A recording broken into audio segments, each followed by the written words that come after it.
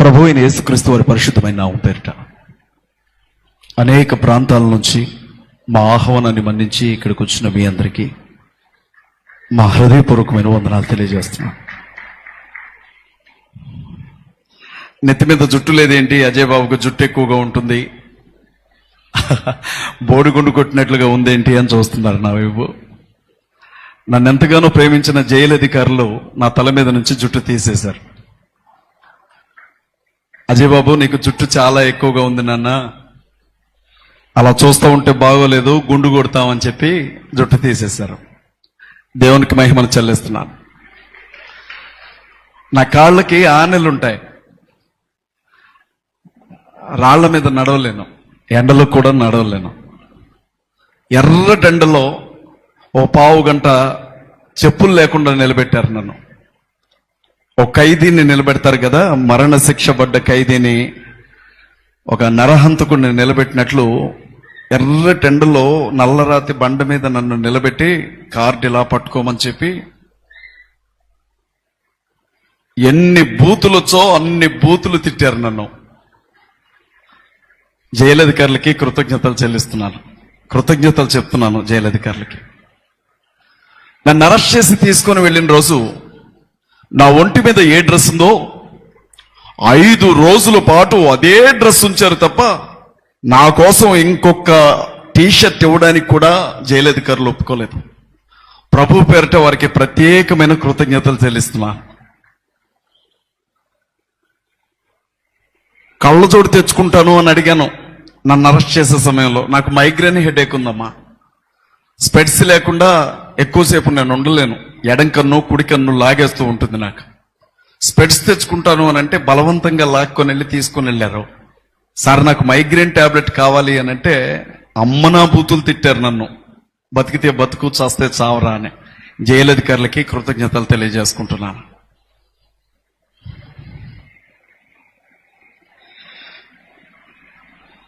ప్రభువును బట్టి అవమానించబడ్డాను, ప్రభువును బట్టి దూషించబడ్డాను. చాలా మంది అనుకుంటున్నారు జైలుకి వెళ్ళి వచ్చేసరికి అజయ్ బాబు మారిపోయాడు అని. నేను ఒక్కటే చెప్తానండి, రోజుకో మాట, పూటకో మాట, గంటకో మాట మార్చడానికి నేను అన్యుణ్ణి కాదు, క్రైస్తవుణ్ణి. ఒక్కటే మాట. ఎప్పటికే 40 ఏళ్ళు బ్రతికేశాను సార్. మహా అయితే ఇంకొక 20 ఏళ్ళు బతుకుతానేమో. యాక్సిడెంట్లు జరగకపోతే, గుండెపోటేది రాకపోతే, కరోనా లాంటి తెగులు మళ్ళీ మీదకి రాకపోతే, అనుకోకుండా ఏ ప్రమాదం జరగకపోతే ఇంకొక 20 ఏళ్ళు బతుకుతానేమో. ఉట్టి కట్టుకొని 1000 ఏళ్ళు అయితే నేను బతకను. మీరు చంపినా ఒకరోజు చచ్చిపోతాను, మీరు జాలి చూపించి వదిలిపెట్టినా ఒకరోజు చచ్చిపోతాను. కాబట్టి చావంటే నాకు భయం ఉండదు, బ్రతుకు మీద ఆశ ఉండదు. ఇందుకు నన్ను ఎందుకు అరెస్ట్ చేశారో కూడా చెప్పాలి. ఆ మాట చెప్పడానికి ముందు నేను మీకు ఒక చిన్న కథ చెప్తాను.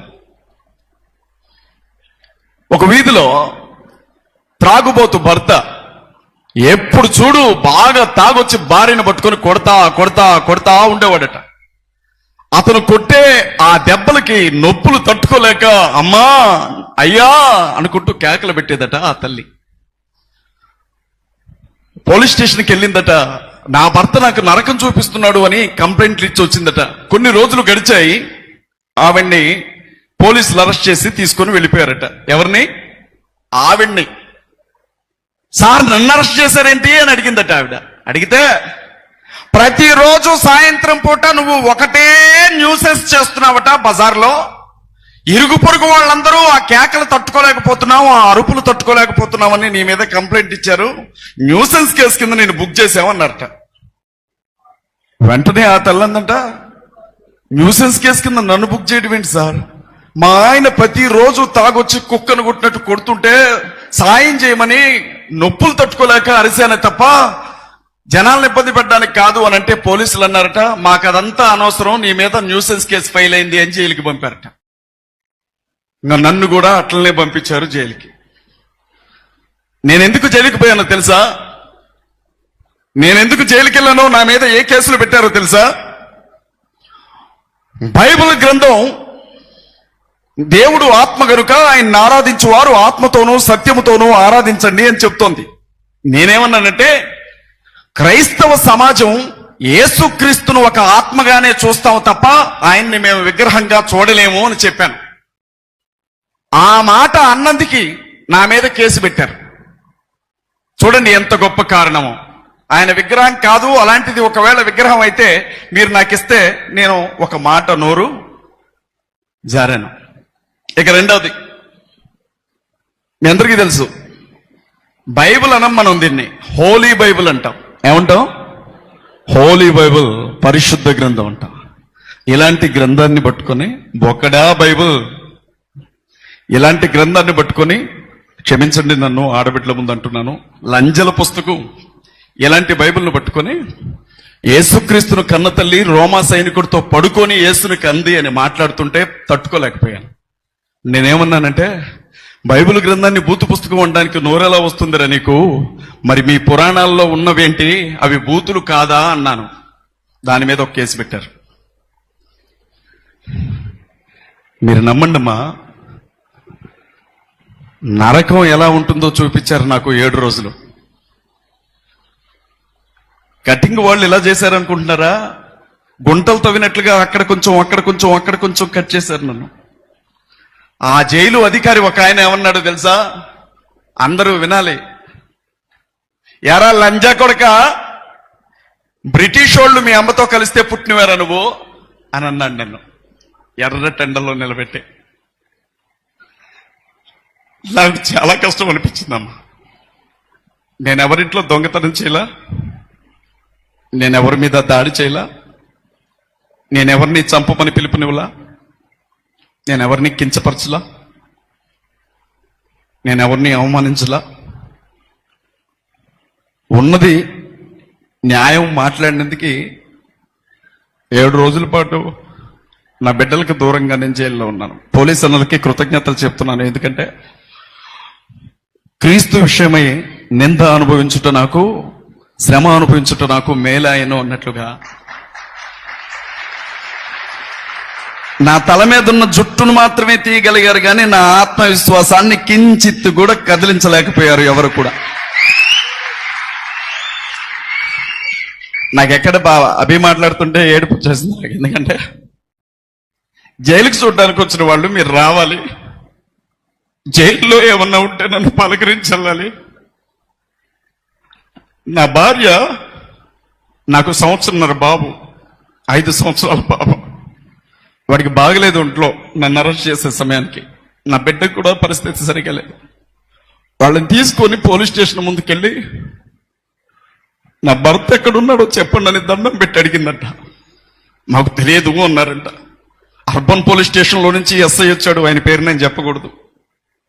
మాకు తెలియదు అన్నారంట. అంటే అప్పుడు నా భార్య ఉందంట, నా భర్తకి ఏదైనా జరిగితే ఇదే పోలీస్ స్టేషన్ ముందు పెట్రోల్ పోసుకొని తగలబడి చచ్చిపోతాను అని చెప్పిందట. ఆ మాట చెప్పి నీ పిల్లలు ఏడుస్తున్నారు అనంటే నాకు గుండె పగిలిపోయింది. నా వల్ల కాల. నేను, నా భార్య, నా 2 పిల్లలు మాత్రమే ఉంటాం, ఇంట్లో ఇంకెవరు ఉండరు మాకు. వరే దేవుడు నాకు ఎంత చక్కని వాగ్దాటిచ్చాడు. ఎంత చక్కగా నేను పాటలు రాయగలను, కొద్దో గొప్ప పాడగలను, వాక్యం చెప్పగలను. నేను కూడా బైబిల్ గ్రంథంలో ఉండే మాటలు చెప్పి 4 రూపాయలు సంపాదించుకుంటే, ఈ రోజు నా భార్య 2 బిడ్డలను పట్టుకొని రోడ్డు మీదకి వచ్చి జైలు అధికారుల ముందు చేతులెత్తి దండం పెట్టాల్సిన గతి పట్టేదా అని అనిపించినప్పుడు ఏడ్చాను. ఇంకెప్పుడన్నా నన్ను జైల్లో పెడితే నా భార్య ఏడ్చింది, నా బిడ్డలు ఏడ్చారని చెప్పొద్దు, నేను చెప్తున్నా. ఇవాళ మన బతికి ఎలా ఉందో తెలుసా? ఇవాళ మనం అన్యాయం జరిగినా అన్యాయం అని చెప్పకూడదు, బైబిల్ గ్రంథాన్ని తగలబెట్టినా అన్యాయం అనకూడదు, యేసుక్రీస్తు ప్రభువును నోటుకొచ్చినట్లుగా తిట్టినా లంజా కొడక అన్నా మనం ఇదేం అన్యాయం అని అడగకూడదు. చర్చిలోనికి వచ్చి ఎవరైనా మనల్ని పట్టుకొని కొట్టినా ఇది అన్యాయం అని అడగకూడదు. మీ ఓటు హక్కు తీసేస్తామన్నా ఇది అన్యాయం అనకూడదు. మరీని పట్టుకొని బిచ్ అని పిలుస్తున్నా మనం ఇది అన్యాయం అనకూడదు. మన వాళ్ళని నడు రోడ్డు మీద నగ్నంగా ఊరేగించినా ఇది ఎక్కడ న్యాయం అని మనం అనకూడదు. రోడ్డు మీదకి మంచి మాటలు చెప్పడానికి వెళ్ళిన ఆడబిడ్డల కొంగులు పట్టుకొని లాగి మీ మొగుళ్ళకు సంపాదించుకోవడం చేత కాకపోతే పాస్టర్ల పెళ్ళాలను మా దగ్గరికి పంపండి, మీకు డబ్బులు ఇస్తామని అన్నారు. అది ఎక్కడ అన్యాయం అని అడిగినందుకే నన్ను అరెస్ట్ చేశారు. అజయ్ బాబు నోటి దురుసా నేను ఒక లాయర్ని సార్. నల్ల కోట్ వేసుకుంటే కోర్టులో నిలవబడితే నేను ఎలా వాదించగలనో నాకు తెలుసు. ఎవరి కోసం అండి నేను జైలుకి వెళ్ళింది? ఎవరి కోసం జైలుకి వెళ్ళాను నేను? మనది ప్రజాస్వామ్య దేశం, భారతదేశం. ప్రపంచ దేశాలన్నింటిలో అతిపెద్ద రాజ్యాంగం కలిగిన దేశం. ఈ దేశానికంటూ అధికారికమైన మతం ఏమీ లేదు. భారతదేశ రాజ్యాంగం ప్రకారంగా ఈ దేశంలో ఉండే అన్ని మతాలు చట్టం దృష్టిలో సమానమే. ఇక్కడ ఎవడైనా 18 సంవత్సరాల వయసు నిండిన వాడు తనకు నచ్చిన మతాన్ని స్వీకరించవచ్చు. ఇక్కడ ఎవడైనా తను ఇష్టపడినటువంటి దేవుణ్ణి నమ్ముకోవచ్చు. ఇక్కడ ఎవడైనా తను నమ్ముకున్నటువంటి దేవుని గురించి స్వేచ్ఛగా భావ ప్రకటన హక్కును ఉపయోగించుకొని ఎవరికైనా చెప్పొచ్చు. ఇది పేరుకు మాత్రమే అమలు జరుగుతున్నటువంటి దేశం. కానీ ఇక్కడ ఏం జరుగుతుందో తెలుసా? క్రైస్తవుల్ని, ముస్లిం సహోదరుల్ని, దళితుల్ని అంటరాని వీధి కుక్కలను చూసినట్లుగా చూస్తున్నారు మనల్ని. వాళ్ళ మన బతుకులు ఎలా అయిపోయాయో తెలుసా? పగడాల ప్రవీణ్ అన్నని యాక్సిడెంట్ అండి, మీరు హత్య అంటారేంటి? ఒప్పుకోకపోతే కేసులు పెడతామని వాళ్ళంత స్పష్టంగా చెప్తుంటే మీరు ఇంకా హత్య అంటారేంటి? యాక్సిడెంట్ అండి అది. యాక్సిడెంట్. రోడ్డుకి 9 అడుగుల దూరంలో మనిషి పడిపోయి ఉన్నాడు. మనిషి మీద బుల్లెట్ పెట్టేసింది, కాళ్ల మీద నుంచి తల వరకు. యాక్సిడెంట్ అది, నమ్మండి మీరు. యాక్సిడెంట్ కాదని ఎలా అంటారు? మనిషి గుండెల మీద బూటుకాలతో తన్నిన గుర్తులున్నాయి, అయినా అది యాక్సిడెంటే అని నమ్మాలి మీరు. కళ్ళకు పెట్టుకున్న కళ్ళజోడును చాలా జాగ్రత్తగా కింద పడిపోయిన తర్వాత కూడా తీసి పక్కన మడిచి పెట్టుకొని చచ్చిపోయాడు ప్రవీణ్ అన్న. యాక్సిడెంట్ అది మీరు నమ్మాలి. మూతికి పెట్టుకున్న మాస్క్ చాలా జాగ్రత్తగా తీసి చచ్చిపోయే ముందు పక్కన పెట్టుకొని చచ్చిపోయాడు ప్రవీణ్ అన్న. యాక్సిడెంట్ అది మీరు నమ్మాలి. హైదరాబాద్ నుంచి బయలుదేరి రాజమండ్రి వెళ్లే ఆ దారిలో సుమారు 15 గంటల సీసీటీవీ ఫుటేజ్ తీశారు. ఆ 15 గంటల్లో ఎప్పుడు చూడండి, ఎక్కడ చూడండి మందు షాప్కి వెళ్ళాడే తప్ప ఆకలని చెప్పి ఒక్క హోటల్ దగ్గరకు కూడా వెళ్ళలేదు. యాక్సిడెంట్ ఇది మీరు నమ్మండి. స్పృహ తప్పి పడిపోయిన తర్వాత కూడా రామవరపాడు జంక్షన్ లో 4 గంటలు పడిపోయి ఉన్నప్పుడు కూడా స్పృహ లేని స్థితిలో కూడా తలకుండే హెల్మెట్ తీయలేదు, మూతుకున్న మాస్క్ తీయకుండానే 4 గంటలు పడిపోయి ఉన్నాడు. యాక్సిడెంట్ ఇది మీరు నమ్మండి. ఎక్కువ మాట్లాడితే కేసు పెడతాం, ఎక్కువ మాట్లాడుతూ కేసు పెడతాం. కోడకల్లారా, మీ యొక్క అనుమానాలు మీరు చెప్తే మేము వినాలా? ఆధారాలు పెట్టండి రా, ఆధారాలు. మాకు తెలియక నేను హత్య అనుకున్నాను. పోలీస్ వ్యవస్థ అంతా నన్ను క్షమించాలి, నేను నమ్మేశాను. 3 కేసులు పెట్టగానే నాకు బుద్ధి వచ్చేసింది. నిజంగా అది యాక్సిడెంట్ అండి బాబు, ఇంకా ఎక్కువేం మాట్లాడద్దు. అది యాక్సిడెంట్. యాక్సిడెంటే ఎందుకంటున్నాను ఈ మాట అంటే, భారతదేశంలోని ఉత్తరాదిలో 13 రాష్ట్రాల్లో మత మార్పిడి నిరోధక బిల్లులు వచ్చాయి. మత మార్పిడి నిరోధక బిల్లు అంటే ఏంటో తెలుసా మీకు? ఏ చర్చ్ పాస్టర్ కి కూడా బాప్టిజం ఇచ్చే హక్కు లేదు. ఒకవేళ ఎవడైనా నేను యేసుక్రీస్తు ప్రభువుని నమ్ముకున్నాను అంటే అతడు 2 నెలల ముందే ఎంఆర్ఓకి అప్లికేషన్ పెట్టుకోవాలి. మత మార్పిడి నిరోధక బిల్లు వచ్చిన రాష్ట్రంలో ఏం జరిగిందో తెలుసా మీకు? బైబుల్ పట్టుకొని ఎవడైనా మరొక వ్యక్తికి యేసు గురించి చెబితే వాడికి యావజ్జీవ కారాగార శిక్ష పడుతుంది. మత మార్పిడి నిరోధక బిల్లు వచ్చినటువంటి రాష్ట్రంలో ఎవడైనా ఫలానా పాస్టర్ నా మీద మత మార్పిడి, నన్ను బలవంతంగా మతం మార్చాలని ప్రయత్నించాడు అని చెబితే వాడికి మరణశిక్ష విధించే చట్టం అది. మీకు తెలుసా? బహిరంగ సభలు ఆగిపోయాయి, సువార్త పరిచర్య ఆగిపోయింది, బైబుల్ చేత పట్టుకొని కలబడితే జైళ్లలో పెడుతున్నారు. గ్యాంగ్స్టర్స్ మీద నమోదు చేసే కేసులు ఒక్క ఉత్తరప్రదేశ్ లోనే 1000 మంది పాస్టర్ల మీద నమోదు చేసి జైళ్లలో నరకం చూపిస్తున్నారు. మత మార్పిడి, స్వస్థత ప్రార్థనలు రద్దయిపోయాయి, సువార్త సభలు ఆగిపోయాయి, పాస్టర్స్ బిక్కుబిక్కులు తిరుగుతూ ఉన్నారు. ఆ 13 రాష్ట్రాల్లో ఉండే ఈ బిల్లు ప్రజాస్వామ్యానికి గొడ్డలి పెట్టువంటిది అని పగడాల ప్రవీణ్ అన్న 4 సంవత్సరాల క్రితమే సుప్రీం కోర్టులో ఒక పిటిషన్ మూవ్ చేశాడు.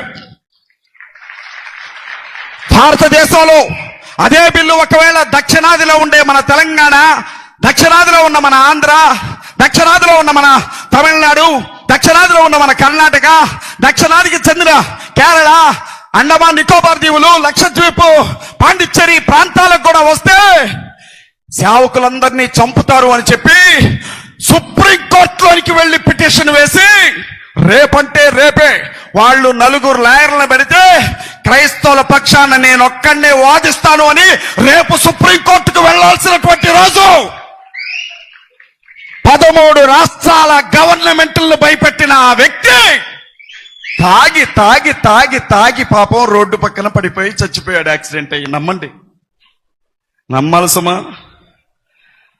2,000 కోట్ల రూపాయల ఆస్తున్న మనిషి, 2,000 కోట్ల రూపాయల ఆస్తున్న మనిషి, 2 ఆడబిడ్డలు చాలరని 8 మంది అనాథ పిల్లల్ని ఇంట్లో తెచ్చి పెట్టుకొని వాళ్ళని పెంచి పోషించి పెళ్లిళ్ళు చేసిన మనిషి, 200 మంది అనాథ పిల్లలకి ప్రతి నెల అన్నం పెట్టే మనిషి, ప్రతి నెల 20 లక్షలు శాలరీ ఇచ్చే మనిషి కోదాళ్ళలో ఒకసారి మందు కొనుక్కున్నాడు, ఏలూరులో ఒకసారి మందు కొనుక్కొని తాగి తాగి తాగి సీసీ కెమెరాల్లో కనబడుతున్నానా లేదా అని చెప్పి కనబడి కనబడి కనబడి ఆధారాలన్నీ ఇచ్చి చచ్చిపోయాడు పాపం యాక్సిడెంట్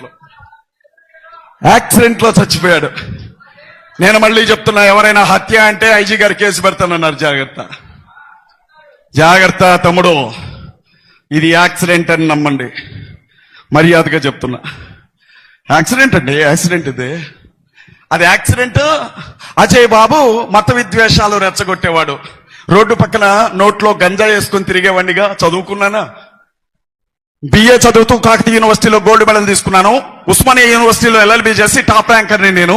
మాట్లాడడం తెలుసా నాకు తెలుసా? నాకు తెలియక మాట్లాడితే నన్ను తీసుకెళ్లారు. నాలాంటి వాడిని అసలు ఎన్కౌంటర్ చేయాల్సింది వదిలేశారు. ఇంకా మీరు మాట్లాడుతున్నారేంటి అజయ్ బాబు గురించి? ఆంధ్ర రాష్ట్రంలో ఎలాగూ మహాకూటమి ప్రభుత్వం వచ్చింది, తెలంగాణలో త్వరలోనే పెద్దోళ్ళు గవర్నమెంట్ తెచ్చుకుంటారు. అప్పుడు మన 2 రాష్ట్రాల్లో మత మార్పిడి నిరోధక బిల్లుని తీసుకురావాలన్నది వాళ్ళ ఆలోచన. ఎదురు తిరిగి మాట్లాడుతున్నటువంటి అజయ్ బాబు ఎవడీడు కోన్కిస్కా గొట్టంగాడు అని చెప్పి అరెస్ట్ చేశారు నన్ను. ఇది జరిగింది. నేనేమంటానంటే, ఎక్కువసేపు మాట్లాడినా ఇక్కడ పోలీసులు నుండి ఉంటారు, ఇన్వెస్టిగేషన్ ఆఫీసర్స్ ఉంటారు, ఇంటెలిజెన్స్ డిపార్ట్మెంట్ వాళ్ళు ఉంటారు, పక్కనే పెద్ద ఆయన ఆఫీస్ కూడా ఉంది.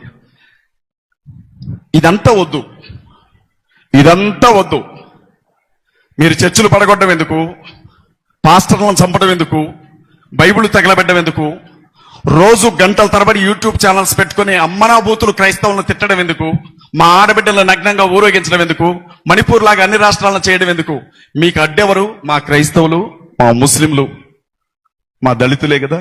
కులం పేరుతో దళితులు, పాకిస్తాన్కి జయగొడతారని ముస్లింలు, మత మార్పిడి గాళ్ళని క్రైస్తవులనే కదా మీరు టార్గెట్ చేస్తుంది. నిషేధం విధించండి మా 3 జనాల మీద. విధించి పెట్టలను కాల్చినట్లు మమ్మల్ని కాల్చేశారంటే దేశం మీ సొత్తు అయిపోద్ది. మంచి ఆలోచన చెప్తున్నాను. అందరినీ ఒక్కసారి లేపేశారో అసలు ఏ గొడవ ఉండదు. అప్పుడెవరు మాట్లాడరండి, అప్పుడెవరు మాట్లాడరు. నాలాంటోడు బయట ఉండకూడదండి బాబు, తప్పు కాదు. రేపు భారత రాజ్యాంగాన్ని మారుస్తానంటుంటే రాజ్యాంగం లేనప్పుడు ముడ్డి చుట్టూ తాటాకులు కట్టి, మూతకు ముందు కట్టి, చదువుకు దూరం చేసి, గుడికి దూరం చేసి, వేదాలు చదివితే నాలుకలు కోసి, చెవుల్లో సీసాలు పోసి, అంటరాని వాళ్ళని నడుచుకుంటూ వెళ్లే దారిలో కల్లాపులు జల్లిన మా బతుకులు మళ్ళీ మాకు కావాలి. మేము ఎలా బతకాలో తెలుసా? దేవదాసి వ్యవస్థలుగా మారిపోవాలి. మా ఆడబిడ్డల్ని ఎవరు పడితే వారు అనుభవించాలి. మేమేమైపోవాలా? జోగినీలుగా మారాలి. ఊరంతా మా ఆడబిడ్డల్ని తీసుకొని వెళ్ళిపోవాలి. మళ్ళీ సతీ సహగమనం కావాలి, బాల్య వివాహాలు జరగాలి. మా వాళ్ళందరినీ మీరు ఓట్ల కోతలు కూసుకోవాలి. అప్పుడు మీరు బాగుంటారు, మాకు బుద్ధి వచ్చింది. రాజ్యాంగాన్ని మార్చాలండు. క్రైస్తవులకి ముస్లింలకి ఉండే ఓటు హక్కు రద్దు చేస్తారట. నేను ఆ మాట చెప్పనా? అరే ఇంత జరిగితేనే, ఓటు హక్కు ఉంటేనే ఒక్క పార్టీ ఓడు మాట్లాడాల మన గురించి. మాట్లాడారా? సరే, బీజేపీ మాట్లాడలేదు అంటే మనం అంటే పడదు అనుకుందాం. బీఆర్ఎస్ మాట్లాడలేదు అని అంటే పోనీ వాళ్ళు కూడా పర్వాలేదు అనుకుందాం. కాంగ్రెస్ ఏమన్నా మన కోసం మాట్లాడిందా? ఒక్క మాట. ఆంధ్రాలో సరే తెలుగుదేశం మాట్లాడలేదు, జనసేన మాట్లాడలేదు, బీజేపీ మాట్లాడలేదు అంటే ఓకే అనుకుందాం. షర్మిలారెడ్డి గారి భర్త పాస్టర్ గారే షర్మిలా రెడ్డమ్మన్న నోరు తెరిచి కాంగ్రెస్ పార్టీ అధ్యక్షురాల హోదాలో ఒక్క మాట మనకు మద్దతుగా మాట్లాడిందా? చివరికి కనీసం నేను క్రిస్టియన్ని, బైబిల్ చదువుతా, రోజు ప్రార్థన చేసుకుంటా అని చెప్పిన జగనన్న మన పక్షాన 2 మాటలు మాట్లాడా? పిచ్చోడు పిచ్చోడు పిచ్చోడు అని మనం అందరం ముద్రేశామే. ఆ కేఏ పాల్ ఒక్కడే కొట్లాడుతున్నాడు ఇవాళ. మీకు తెలుసా, మీడియా ఆయన ఒక బఫూన్ చేసింది. ఇవాళ టర్కీలో ఇరు దేశాలకి మధ్య శాంతి ఒప్పందాల కోసం టర్కీలో కూర్చున్నాడు ఆ మగాడు. ఇక్కడ మేసాలు తిప్పి తొడలు జరిచే వాళ్ళని గేటు దగ్గరకు కూడా రానియరు, కుక్కలను కొట్టినట్టు కొడతారు వాళ్ళు అక్కడ. అయినా కేఏ పాల్కి పాపం 10 ఓట్లు కూడా పడలా. నేను విషయం చెప్తున్నా. చివరిగా ఒక మాట చెప్పనా? నిన్ను కొడితే ఏ పార్టీ రానప్పుడు నీకు పార్టీలు ఎందుకు? నీ చర్చలను పడగొడితే ఏ పార్టీలు రానప్పుడు నీకు పార్టీలు ఎందుకు? నీ బైబిల్ తగలబెడితే ఏ పార్టీ రానప్పుడు నీకు ఆ పార్టీలు ఎందుకు? నీ బిడ్డలకి ఏ ఉద్యోగం ఇవ్వడానికి ఒక చట్టం లేనప్పుడు నీకు ఆ పార్టీలు ఎందుకు? ఓట్లు వేయడానికి తప్ప నువ్వు దేవునికి పనికిరావని చెప్పిన ఏ పార్టీనైనా నేను చెప్తున్నాను, దయచేసి ఈ రాజకీయ పార్టీలని గజ్జి కుక్కలను చూసినట్లుగా దూరంగా పెట్టండి. ఈ క్షణాన తీర్మానం చేసుకోండి. అరే బాబు, నీ నుండి నాకెంత దూరమో నా నుండి నీకు అంత దూరం. కదలబడుతున్నారా? భారతదేశంలో క్రైస్తవులు, ముస్లింలు, దళితులు కలిపితే 100లో 50% మంది ఉన్నామే. మా ఓట్లు అవసరం లేకుండానే గెలవండి చూస్తాం. మా మద్దతు లేకుండానే గెలవండి చూస్తాం. సింపుల్ తెలుసా? పెద్ద పెద్ద పాస్టర్స్ అందరినీ సైడ్కి తప్పిస్తే మిగిలిన పాస్టర్లు భయపడతారన్న కుట్ర నడుస్తోంది భారతదేశంలో. పాస్టర్స్ ని కాపాడుకోవాలి. ఈ మాట చెప్పి నేను ముగిస్తాను. నిన్న ప్రవీణ్ అన్న, మొన్న ప్రవీణ్ అన్న, నిన్న అజయ్, ఈరోజు స్టీవెన్ అన్న కావచ్చు, అభినయ్ కావచ్చు, రేపు ఇంకొకరు కావచ్చు. ఇదే ప్లేస్ లో కానీ వాళ్ళ మత పెద్దలుండుంటే ఎలా ఉండేదో ఒక్కసారి ఆలోచించండి. వాస్తవం కాదమ్మా? వాస్తవం కాదా? నేనేమంటున్నాను అంటే, ముస్లింలైనా క్రైస్తవులైనా అబ్రహాము గారి సంతానమే. ఒకరు హాగరు బిడ్డలైతే మరొకరు శారమ్మ బిడ్డలో.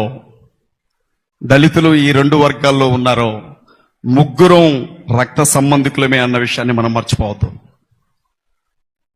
మనకు వేరే ఆప్షన్ లేదు. నేను చెప్తున్నాను, అన్న మాట్లాడుకుంటున్నాడు,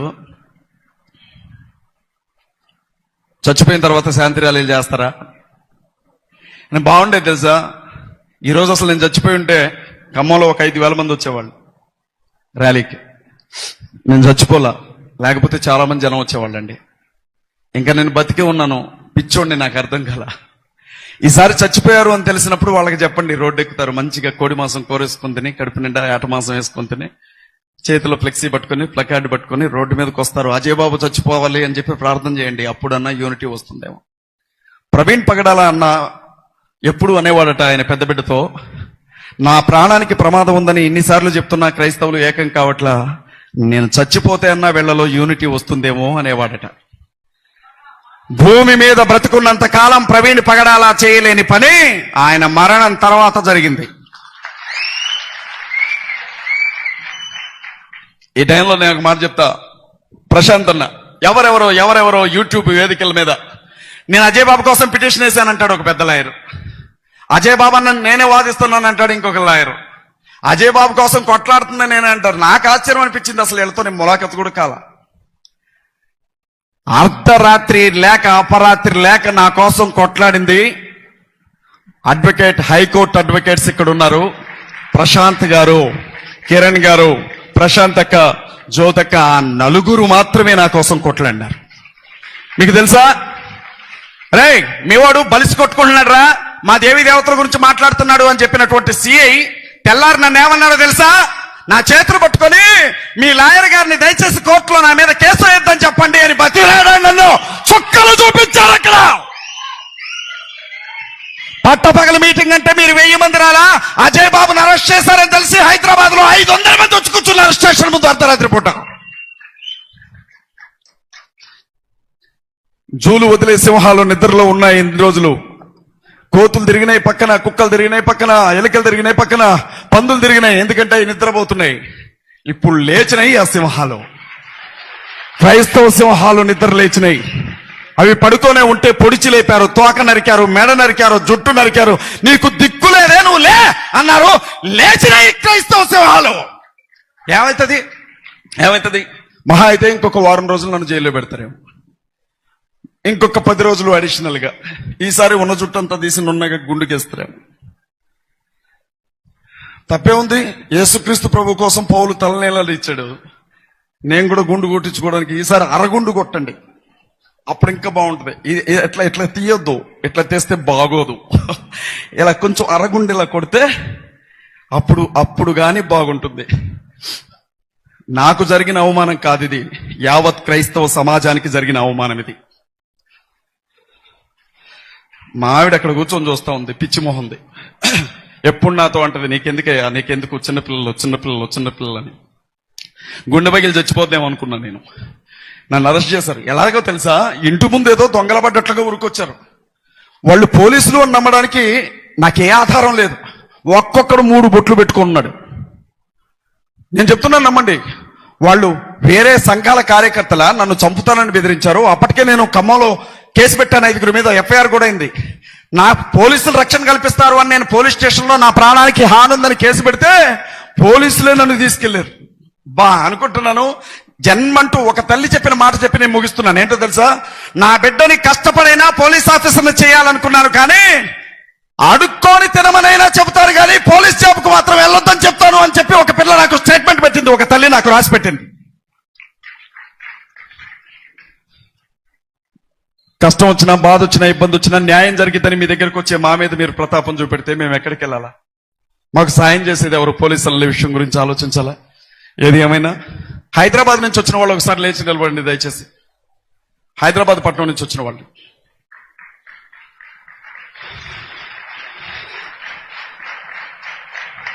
హైదరాబాద్ కూర్చోండి. భద్రాచలం నుంచి వచ్చిన వాళ్ళు ఒకసారి లేచి నిలబడండి.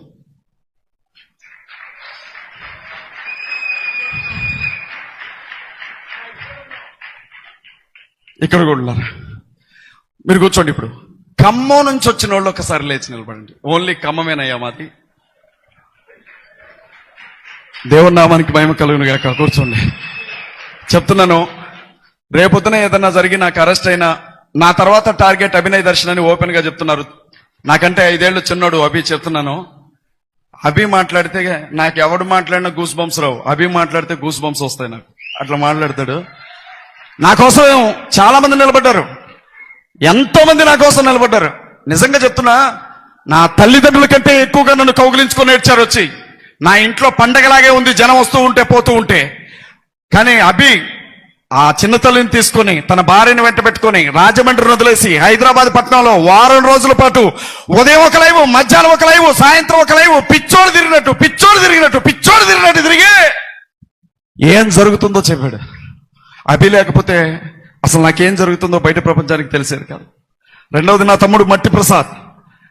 ఆయన కొంచెం కోపం ఎక్కువ, తప్పుగా మాట్లాడుంటే క్షమించండి ఆయన. కానీ ఒకటే ఆయన అన్నాడట, నేను పెట్రోల్ తాగుతాను, నన్ను వదిలేయండి దయచేసి అని అడిగాడట. స్టేషన్ ముందు నేను పెట్రోల్ పోసుకుంటాను అన్నట్ట. చిన్న పిల్లలండి, మీరందరూ చూపించిన ప్రేమ ఈరోజు నా కుటుంబాన్ని నిలబెట్టుకోవడానికి కారణమైంది. ఖమ్మం దైవజనులు, పాస్టర్స్ ఫెలోషిప్ నాయకులు, ఎక్కడెక్కడి నుంచో కదిలొచ్చినటువంటి పెద్దలు, పివి యోహాన్ అన్న, రాజాజీ అన్న, వరప్రసాద్ అన్న, స్టీవెన్స్ అన్న, ఒకరిని చెప్పి ఒకరి పేరు చెప్పకూడదు. ఆ తల్లి ఆడపిల్లలు కుటుంబాలను వదిలేసి, పిల్లలను వదిలేసి అర్ధరాత్రి పూట జైలు ముందు కూర్చున్నారు ఆడపిల్లలు, హైదరాబాద్ ఆడపిల్లలు. ఒకరి పేరు చెప్పి ముస్లిం సహోదరులు, నన్ను జాగ్రత్తగా వినండి, మాట చెప్పి ముగిస్తాను, ఇది చెప్పాలి ఖచ్చితంగా.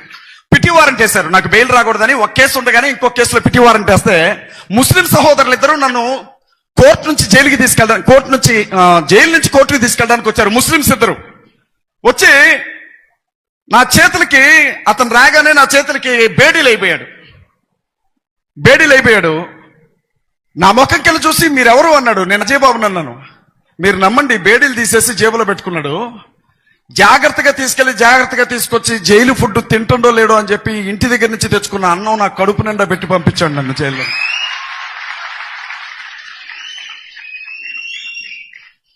మంచోళ్ళేరా, ప్రాణాలు పెట్టే పోలీసులు కూడా ఉన్నారు.